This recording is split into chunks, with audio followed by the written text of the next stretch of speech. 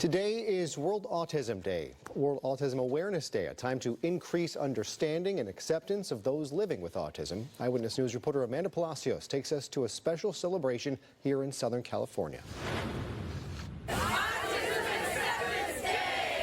Families gathered at Miller Children's and Women's Hospital in Long Beach to celebrate Autism Acceptance Day. It's a day where everybody celebrates, expresses their appreciation for these individuals.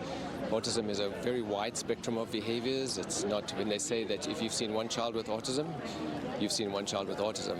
They're not the same. According to the CDC, 1 in 36 children in the United States will be diagnosed with autism spectrum disorder. For many families, this day is about spreading awareness and promoting inclusion. It makes me feel really good because, to be honest, before my child, I rarely hear the word autism. You know, I had no idea. With him, I'm learning. He's my third baby. I feel like a new mom. We're always here, and this is just one event to show our appreciation and how proud we are of the parents who go through so much to make sure that their kids are happy, successful, and they have the same opportunities as any other child, regardless of their diagnosis.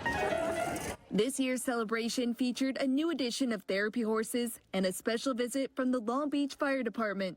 Kids were able to interact with the horses and get a glimpse inside the fire engine. They're a really amazing addition to our event. It's a small community event, but the more collaboration we can have with other hospitals, with other agencies, with therapy, dogs and therapy horses being around, the better. Amanda Palacios, ABC 7 Eyewitness News. Amanda,